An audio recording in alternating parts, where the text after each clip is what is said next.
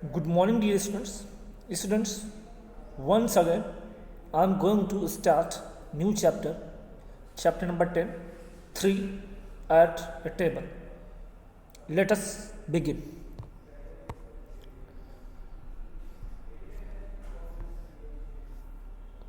So, when you are afraid, you feel fear or anxiety.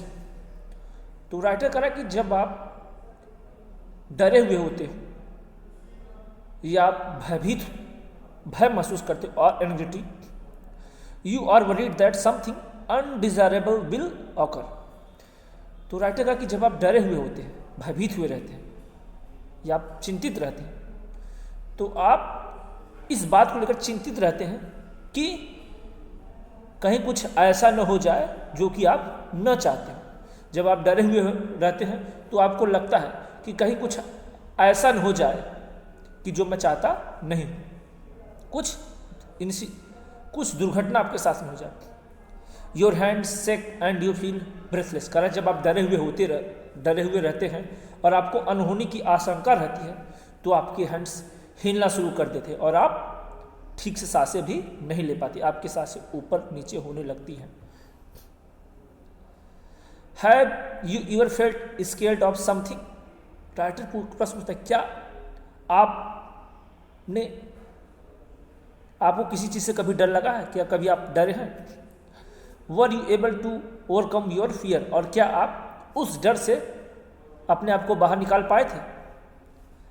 Tell your partner about what made you afraid. तो आप अपने partner को बताइए, उसके साथ डिस्कस करिए वो कौन सी इंसिडेंट था जिसने आपको भयभीत कर दिया था। Unscramble the words given below and use them to describe your fear. यहाँ पे जो नीचे जो वर्ड्स दिए हैं उनको हमको क्या करना है? रीअरेंज करना है। ये जो वर्ड्स नीचे दिए इसको हमको क्या करना है? रीअरेंज करना है ताकि वो फियर को डिस्क्राइब कर सके। तो जैसे पहला है, ये क्या हो जाएगा? नर्वस। तो नर्वस किसको डिस्क्राइब करता है? फियर को। दूसरा है, ये क्या हो जाएगा? स्केयर्ड। स्केयर्ड भी किसको डिस्क्राइब करता है? फियर को। तीसरा हो जाएगा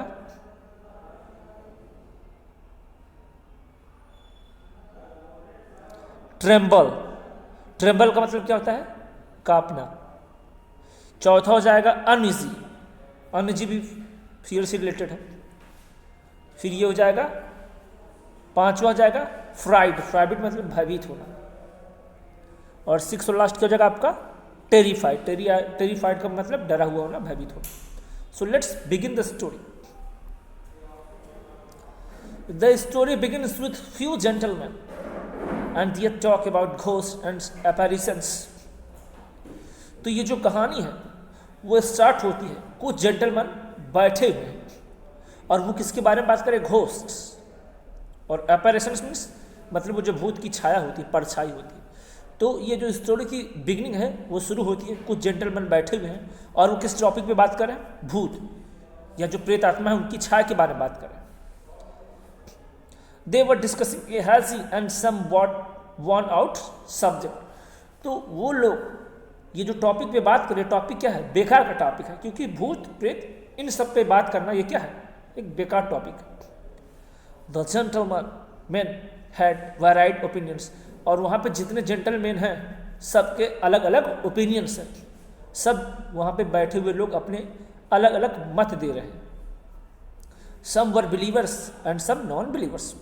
कुछ लोग बिलीव कर रहे थे, कुछ लोग बिलीव करने वाले थे और कुछ लोग बिलीव नहीं करते थे।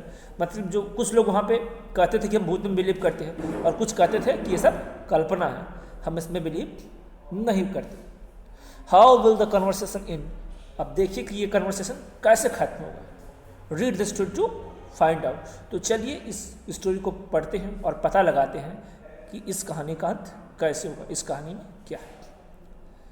The talk in the coffee room had been of ghost and apparitions and nearly everybody present had contributed to the stock of information upon a hazy subject। तो करा कि वो जो कॉफ़ी रूम था, कॉफ़ी रूम में जो लोग बैठे हुए थे, तो कॉफ़ी रूम में किस टॉपिक पे बात हो रही थी? जो कॉफ़ी रूम था उसमें घोस्ट और जो प्रेत आत्मा होती है, छाया होती है, उनके बारे में बातें हो रही थी। और वहाँ पे जो सभी लोग बैठे थे, and nearly everybody presented had contributed to the stock of information upon has subject. और वहाँ पे जितने लोग बैठे हुए थे, सभी लोगों के क्या थे, अपने अलग अलग से मत थे। सभी लोग उस बेकार टॉपिक पे, क्योंकि भूत प्रेत के बारे में डिस्कस करना बेकार का टॉपिक है, तो उस टॉपिक के बारे में सभी लोग के अपने डिफरेंट ओपिनियंस थे, सभी के अपने अलग इन्फॉर्मेशन थे। वन पर्सन सेट, तो उसी में से एक व्यक्ति ने कहा, पर्सन ने कहा, look at the strange tales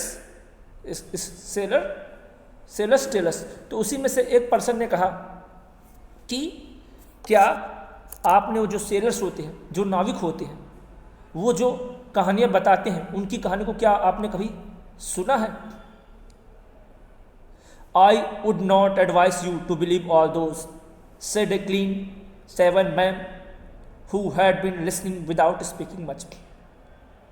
तो वहाँ पे एक व्यक्ति बैठा था जो क्या था, क्लीन शेवन था, मतलब जिसके मतलब फेस पे थोड़ी भी दाढ़ी नहीं थी, वो बिल्कुल क्लीन शेव था, और जो कि उनकी बातों को ध्यान से सुन रहा था बिना कुछ बोले। तो वहाँ पे जो एक इंसान था जो एकदम क्लीन शेव था, गोरा चिट्टा था, उसने कहा कि मैं आपको सलाह नहीं दूंगा टू बिलीव ऑल दिस, मैं आपको ये सलाह नहीं दूंगा कि आप इन सब बातों पर विश्वास करें। उस व्यक्ति ने कहा, जो कि पूरी तरीके से क्लीन था, चिट्टा था, और जो कि वहाँ पर शांति से बैठे हुए लोगों की बातों को सुन रहा था बिना ज़्यादा कुछ बोले। You seen when a sailor gets ashore he is expected to have something to tell.